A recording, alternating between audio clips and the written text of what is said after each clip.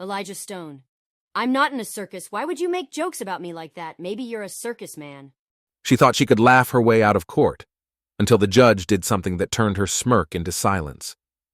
The courtroom in Phoenix, Arizona, buzzed with a strange, suffocating stillness. Wooden benches lined with spectators and legal professionals seemed to hold their breath as the clerk called the next case. The heavy oak doors creaked open. Jessica Phillips strolled in like she owned the place. She flipped her platinum blonde hair with careless flair, a wad of gum rolling in her mouth, and her oversized hoodie slouched over leggings like she was heading to a coffee shop, not standing trial. No nerves, no pretense. If anything, she looked bored. She sauntered to the defendant's table and popped a gum bubble so loud it echoed. The bailiff's eyes narrowed. Jessica just smirked. At the bench sat Judge Elijah Stone, late 50s, all steel and silence. His eyes, the color of scorched oak, had seen decades of liars, criers, repeat offenders, and the genuinely broken. But Jessica was something else.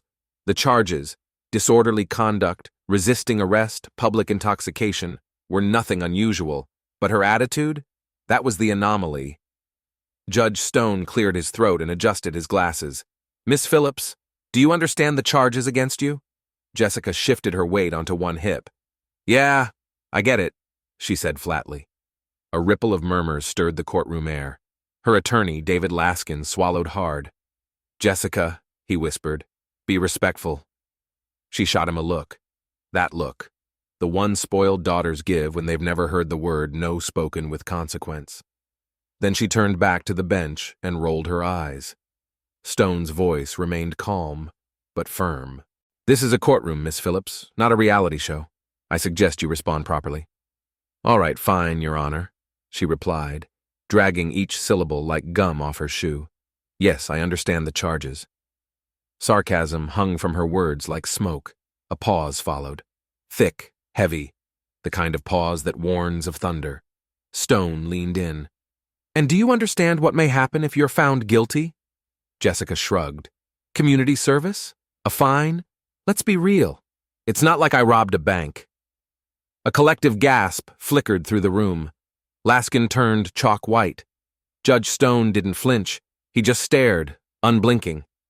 That's not for you to decide, Miss Phillips. That's for this court. Jessica exhaled sharply and shifted again, clearly annoyed. Right. Whatever you say, Your Honor. Then, mockingly, she dipped into a half bow.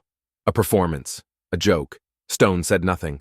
He let the silence press in, let her feel the gravity she refused to acknowledge. Then, I've presided over this court for more than 20 years, he began. In that time, I've seen the remorseful, the dangerous, the delusional, and the disrespectful. But I'll tell you this, arrogance doesn't buy leniency. Jessica tilted her head and smirked. Well, maybe if this place wasn't such a buzzkill, people wouldn't be so grumpy. A sharp inhale from the prosecution table.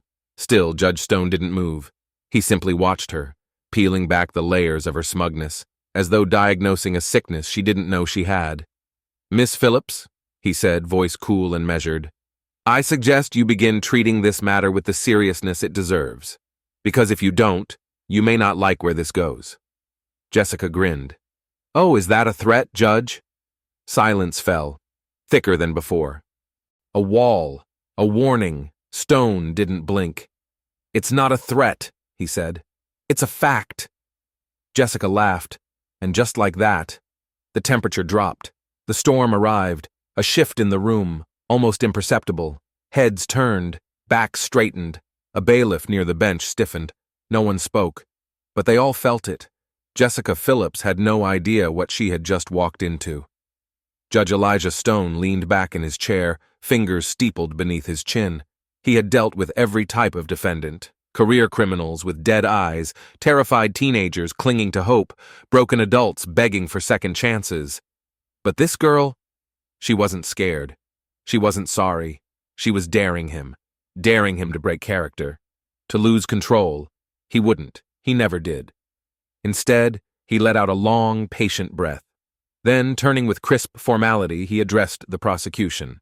Mr. Keating, you may proceed. District Attorney Mark Keating, tall, balding, mid-40s, rose, straightening his tie with clinical precision. "Thank you, Your Honor." He turned to face the defendant. "Miss Phillips, let's revisit the events of last Friday night." Jessica groaned, loud and theatrical. "Oh, do we have to? It's all such a blur." She punctuated the whine with a flip of her hair, folding her arms like she was waiting for a latte. Keating's jaw tensed, but his voice stayed even. "It's important, for the record." Jessica sighed as if it physically pained her. "Fine," she muttered. "I went out with some friends, we had a few drinks, and then some super dramatic cop decided I was being—" she made air quotes. "Disruptive." Another eye roll. Keating didn't blink. "You were standing on top of a parked vehicle, screaming profanities at passing pedestrians." Jessica smiled. "Allegedly. It's on video," Keating replied flatly. Jessica shrugged. "Well, maybe people should stop filming everything." Judge Stone adjusted his glasses. "Miss Phillips," he said calmly, "I strongly suggest you begin taking this process seriously." Jessica scoffed. "Come on, I was just blowing off steam. It's not like I hurt anyone. The only thing I'm guilty of is having a little too much fun." The DA's expression darkened. "You resisted arrest," he said. "You shoved an officer."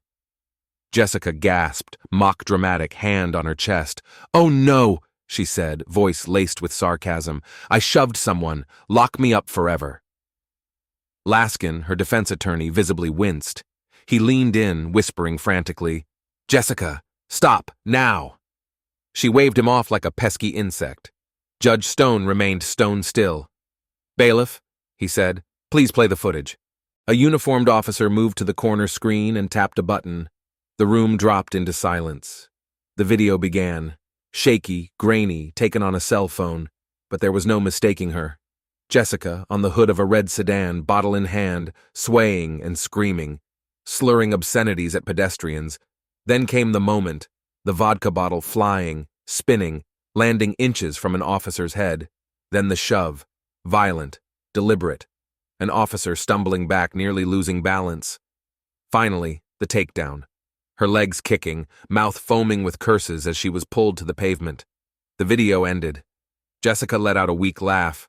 "Well, that's embarrassing." Judge Stone's voice sliced through the quiet. "Mr. Keating," he said without looking at her, "what are the potential penalties?" Keating nodded once. "If convicted, Your Honor, Miss Phillips faces up to 6 months in county jail, mandatory community service, and a significant fine." For the first time, Jessica's smile slipped. It wasn't much, barely a twitch at the corner of her mouth, but Stone saw it. "Something funny, Miss Phillips?" he asked. Jessica forced a grin. "I mean, come on. Jail? For that? That's a little extreme, don't you think?" Stone's gaze sharpened to a point. "You know what I think is extreme?" he asked quietly. "Standing on a car in public, throwing a bottle at a law enforcement officer, shoving police, and then treating a courtroom like it's a high school cafeteria." The courtroom shrank. Even the air seemed to draw inward. Jessica squirmed slightly. "Look, I didn't mean— I don't care what you meant," Stone snapped. "I care about the law." Jessica's mouth opened, then closed. For the first time, her bravado cracked. Stone turned to the bailiff. "Take her into custody!" Gasps rolled through the courtroom, a rustle of disbelief. Jessica's head jerked up. "Wait, what? No, you can't be serious." But Judge Stone was already rising, collecting his notes. The gavel hadn't dropped, and she hadn't even seen the edge yet. The courtroom erupted. Voices, motion, energy, as Jessica shot from her seat, chair scraping across the floor. Hold on! You're actually locking me up for this?" Stone didn't flinch. "Bailiff," he repeated, "take the defendant into custody for contempt of court." The uniformed officer approached. Jessica stumbled backward, bumping into Laskin, who looked like he might faint. "Your Honor," Laskin said, raising a hand. "Please, my client." But Jessica's panic drowned him out. "No, wait! You can't do this!" She was still shouting when the handcuffs clicked. And that was when the room finally went quiet. The smirk was gone, and Judge Stone hadn't even picked up the gavel yet. "I understand the court's frustration," Laskin said carefully, "but I ask for leniency. Miss Phillips doesn't seem to grasp the severity of her situation." Judge Stone raised an eyebrow. I'd say that much is clear. Jessica clutched at Laskin's arm like a life raft. Yeah, what he said. Look, I was being stupid, okay? But I don't deserve jail. Stone tapped his fingers against the bench, studying her. The bailiff remained still, waiting for the final word. The silence stretched taut. Every spectator leaned in, the room inhaling as one. Then, finally, Miss Phillips, Judge Stone said, voice low, deliberate. Are you finally beginning to understand where you are? Jessica swallowed hard and nodded, then realized the motion had been too eager. I mean, yes, Your Honor. Stone's gaze bore into her. Do you know what contempt of court means? She hesitated. It means you're really mad at me? A few muffled laughs broke the surface. Stone didn't blink. It means you've disrespected this court. It means, if I wanted to, I could have you escorted out of here in handcuffs right now. Jessica's stomach turned. The flush of embarrassment faded into something colder, fear, and yet, her mouth still ran ahead of her thoughts. Okay, but isn't that kind of extreme? Stone's fingers stopped tapping. I could add 30 days to your sentence for every smart remark you make, he said quietly. Would that be extreme? Jessica felt the words hit her like a descending weight. Her chest tightened. She said nothing. Laskin leaned in, whispering urgently, Jessica, stop talking. This time she listened. Judge Stone exhaled and shifted in his chair. A long silence followed. He let it settle, let it do the work. Words couldn't. Then, I'm not going to take you into custody. Jessica breathed out, relieved. But too soon. Not yet, Stone added. Her relief froze mid-breath. Instead, he continued, I will give you one final warning, one chance to prove you understand what's at stake. Jessica nodded fast. Got it. Yes. I totally understand. Stone wasn't moved. I don't think you do, he said slowly. Because if you did, you wouldn't still be trying to minimize your actions. Jessica fidgeted, fingers twitching in her lap. Her confidence was crumbling like old plaster.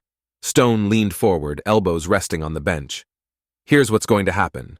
You will sit down. You will remain silent unless spoken to. And if you so much as roll your eyes again, I will hold you in contempt and have you removed. Immediately. Jessica's voice barely emerged. Okay. Stone's gaze hardened. And before we continue, he said, letting the pause speak louder than the words, I want something made very clear. He scanned the courtroom, anchoring every eye. This is not a joke. This is not a game. This is my courtroom. And in my courtroom, respect is not optional. Jessica's heartbeat pulsed in her ears. She gave a tiny, almost imperceptible nod. Good, Stone said. He straightened, his voice cooling back into its usual calm. Now, let's proceed. Jessica sank into her chair, quietly, respectfully, for the first time all day. But the lesson wasn't over. Not yet. The tension hung in the air, unresolved, a low electric hum of consequence. Jessica Phillips sat stiffly, hands clasped, eyes down. The earlier smirk was long gone. For now. Judge Stone turned to the prosecution. Mr. Keating. The district attorney adjusted his tie, glancing at Jessica with a flicker of doubt. He didn't trust the change. He'd seen too many like her before. Your Honor, Keating said, the state is prepared to present witness testimony from the arresting officer, Sergeant Daniel Briggs. A side door opened. A man stepped through, broad shoulders, square jaw, neatly trimmed mustache. His walk was steady, his presence heavy. Jessica's breath hitched. Something in her posture shifted. Briggs took the stand, placed a calloused hand on the Bible, and was sworn in. Keating approached. Sergeant Briggs, he began, can you describe what happened the night of Miss Phillips's arrest? Briggs nodded, his voice low but commanding. I was responding to multiple complaints about a disturbance outside the Blue Monarch bar on Roosevelt Street. When I arrived, I observed the defendant, Miss Phillips, standing on top of a red sedan. She was yelling at passing pedestrians and throwing objects onto the sidewalk. Jessica shifted in her seat but stayed quiet. And when you attempted to de-escalate the situation? Keating asked. Briggs exhaled slowly, eyes never leaving the bench. She ignored verbal commands, threw a bottle in our direction, glass, half full, almost struck Officer Ramirez. When we moved to detain her, she physically resisted, shoving Officer Bowen hard enough to nearly knock him over. Keating nodded solemnly. Did she appear to be intoxicated? Briggs didn't hesitate. Yes, heavily. The courtroom buzzed quietly with whispers. Jessica's fingers gripped the edge of the table. Her face was paler now. Her bravado, like a tide, had rolled far out, and might not return. Judge Stone looked over his glasses. And did she express any remorse at the time? Briggs's eyes flicked to her, then back. No, Your Honor. Quite the opposite. Stone gave a small, unreadable nod. Noted. I approached Miss Phillips, Sergeant Briggs said, his tone calm but firm, and instructed her, clearly and calmly, to step down from the vehicle. Jessica didn't lift her head. She ignored me, Briggs continued, waved a bottle of vodka in the air and shouted obscenities at bystanders. A murmur passed through the gallery, low, judgmental, electric. Keating nodded, steady. At any point, Sergeant, did the defendant indicate she intended to cooperate? Briggs's jaw tightened. Not even close. When I moved in to help her down, she hurled the bottle in my direction, missed my face by inches. Then, when I reached for her arm, he paused. She shoved me, full force. At the defense table, Jessica's fingers dug into the edge like a cliff. She closed her eyes. Just for a second, but the image wouldn't go away. Keating turned to Judge Stone. Your Honor, the state would like to enter Exhibit B, body cam footage of the arrest. Stone nodded once. Proceed. The screen came to life with a click, and the courtroom went still. The footage wasn't grainy like the cell phone video. It was clear, immersive, irrefutable. Jessica on the hood of the car, swaying, slurring, laughing. Briggs's voice firm but calm. Ma'am, please step down. Jessica's response, a grin, a mock salute. Then the bottle, arcing through the air, smashing on concrete. Briggs reaching. Jessica shoving him backward. The struggle, the screaming, the flailing legs, the fury, the collapse. Then the screen went black. Silence. Not stunned silence, gutted silence. Jessica stared straight ahead. Her face had gone pale. No smirk, no defiance, just the hard, hollow echo of truth. Judge Stone folded his hands in front of him. Miss Phillips, he said quietly, do you still believe this is a misunderstanding? Her throat constricted. She couldn't look at him. Laskin leaned in, his whisper urgent. Jessica, this is your last chance. Show remorse. Her voice barely broke the stillness. I didn't think it was that bad, she said, the words limp and uncertain. Stone let the sentence dangle in the air, letting everyone hear it for what it was. Too little, too late. It was that bad, he replied. The room remained still, the weight of her actions pressing like gravity. Understanding crept into her expression, but understanding wasn't the same as atonement, not even close. Jessica sat frozen, breath shallow. It felt like the air had turned to glass around her, thin, fragile, and ready to shatter. Judge Stone leaned forward, not with anger, with something worse, disappointment. Miss Phillips, he said, now that we've all seen the footage, do you have anything to say for yourself? Jessica swallowed. Her hands trembled slightly in her lap. She could feel every gaze in the room, like heat on her skin. I wasn't thinking, she said. I didn't realize. Stone's voice sliced through her plea. You didn't realize? There was steel beneath the quiet. Tell me, Miss Phillips, what exactly did you think would happen? When you stood on someone else's car, threw a bottle at an officer, and physically assaulted law enforcement? Jessica winced at the word. Assaulted. It sounded worse out loud. It was worse. I don't know, she stammered. Stone cut her off again. That's not good enough. Jessica flinched, a flush creeping up her neck. But Stone didn't raise his voice. He didn't have to. You came into this courtroom laughing, mocking the process, mocking me, mocking the law. Jessica shrank into her seat. You treated this as a joke, he continued. But I assure you, Miss Phillips, the consequences are very real.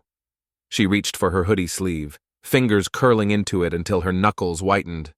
There was nothing left to say, no line to charm her way out, no exit. Stone turned to the prosecution. "Mr. Keating, does the state have a sentencing recommendation?" Jessica's breath hitched. Sentencing. Keating stood. His expression wasn't vengeful, just resolved.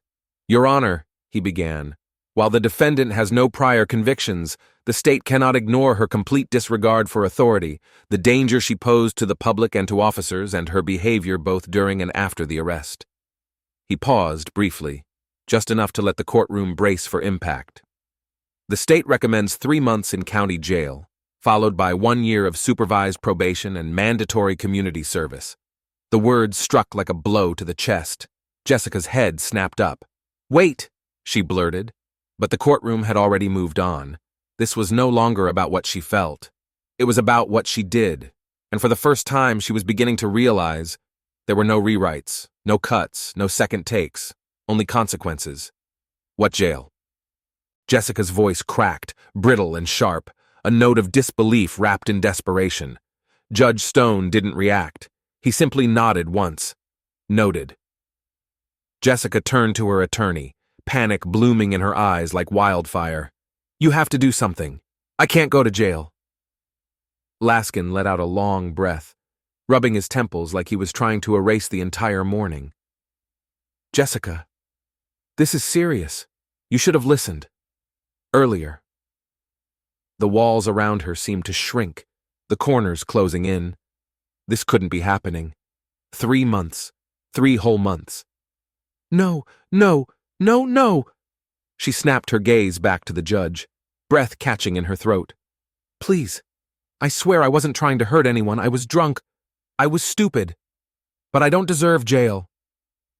Judge Stone's expression didn't change. His tone was even razor-sharp in its restraint. "And yet," he said, "when given the opportunity to take responsibility, you chose arrogance instead." Jessica's stomach plummeted. The room held still, frozen like the pause before a verdict, before a sentence, before a door slams shut and doesn't open again. Stone exhaled through his nose and straightened. "Miss Phillips," he said, "I'm not sentencing you to 3 months in county jail." A flicker of hope sparked in her chest, and then it was crushed. "I am sentencing you to 1 month in county jail, followed by 1 year of supervised probation and 200 hours of community service." The flicker died. Jessica's jaw dropped. "No, no, please." She stepped forward, pleading. "Your Honor." Stone raised a hand, cutting her off without a word. His face remained calm, unmoved. "Miss Phillips," he said, voice firm, final, "I strongly suggest you stop speaking before you make this worse for yourself." Jessica bit her lip hard enough to taste blood. The air felt like it was closing around her lungs. Stone turned to the bailiff. "Take her into custody, effective immediately." The bailiff approached, steel glinting in his hand, her fate measured in clicks. Jessica squeezed her eyes shut, willing the moment away. This can't be real. This can't be happening. But the cold steel of the handcuffs locked tight around her wrists said otherwise. The bite of metal shocked her like ice water. Just minutes ago she had been untouchable, unapologetic, amused. Now she was shackled, and the world saw her differently. She twisted instinctively, the cuffs pressing sharply against bone. "Wait, please." Her voice was small now, frayed and unraveling. "Just give me another chance." Judge Stone didn't move, didn't blink. "There were plenty of chances," he said. "You wasted them." The silence in the courtroom was deafening. No gasps, no murmurs, just stillness, heavy and cold. Even the spectators, once entertained by her defiance, looked at her now with something else, some pity, some apathy, many with nothing at all. Jessica turned desperately toward Laskin, but he had already stepped away from the table, rubbing his forehead. There was nothing more he could do. The bailiff's hand tightened on her arm. They started walking. Jessica's heels dug into the floor. "No, wait. Just listen, please. I've learned my lesson. I swear I won't do it again." Stone didn't flinch, didn't answer, didn't even look at her. Because this wasn't about what she would do next time. This was about what she had already done, and for the first time, Jessica Phillips was walking toward a consequence that no excuse could outrun. "You're right," Judge Stone said, calm and final, "because now you'll have time to think about your choices, in a cell." The words struck like iron. Jessica felt something collapse inside her, a weight she couldn't lift, pressing down on her chest. A month in county jail, 30 days. To someone who'd never spent a night in anything worse than a cheap motel, it might as well have been a lifetime. The bailiff moved forward, firm and impassive, guiding her by the arm. Panic climbed her throat like fire. "No, this isn't fair," she gasped. "I was just being stupid. She was spun around, fast. The bailiff's hand clamped down on her shoulder. A second officer approached. "Jessica Phillips," the voice said firmly, "you are hereby remanded into custody." The cold snap of metal tightened around her wrists. The clink of the cuff sounded louder than anything she'd ever heard. It echoed in her bones. She stared at the floor. Her breathing was jagged, uneven. How had this happened? Just hours ago, she had strutted in, chewing gum and grinning, convinced the rules didn't apply to her, that the system would bend, that consequences were for other people. Now she was being walked toward a door that didn't open from the inside. Her stomach twisted. If only she could rewind, to the eye roll, to the sarcasm, to the moment she laughed in the judge's face, back when she still had a choice. Judge Stone adjusted his glasses, his voice steady. "Miss Phillips," he said, "I hope you use this time to reflect, because I assure you, the next time you appear in a courtroom, your attitude will determine the rest of your life." Jessica bit down on the inside of her cheek to stop herself from crying. It didn't work. As the bailiff led her out, the weight of the moment crushed her. She had played a game, and she lost. And the worst part? She had no one to blame but herself. The door shut behind her with a deep, echoing clang. The holding cell was sterile, gray, the walls were cold. The air smelled like bleach and something older, something rotten. Jessica sat on the thin cot, hugging her knees, staring at the cracks in the floor. Everything replayed in her mind like a glitching reel. The laughter, the arrogance, the smirk, gone.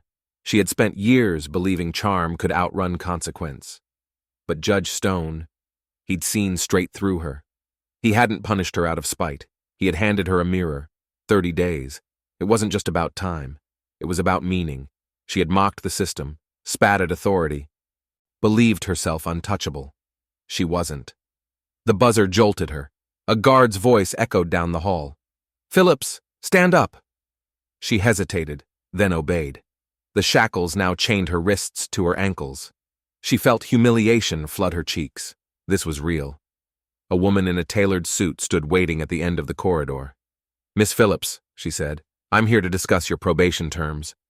Jessica nodded stiffly, too tired to argue, too raw to resist. She listened. For once. 200 hours of community service, 1 year of supervised probation, a record that would follow her like a shadow. But one line stood out louder than all the rest. "If you violate your probation," the officer said, "you'll be back in front of Judge Stone." Jessica swallowed. Hard, she never wanted to see that courtroom again, not because she hated it, but because she respected it now. Finally, she understood. Authority isn't a joke, consequences aren't optional. And respect, you earn it, or it's enforced. As she was led through another steel door, Jessica glanced back at the cell behind her. For the first time, she didn't roll her eyes. She had learned something, not in a classroom, not on social media, but here, in the harsh fluorescent light of reality. Life isn't about seeing how far you can push before someone pushes back. It's about understanding where the line is and what it costs to cross it.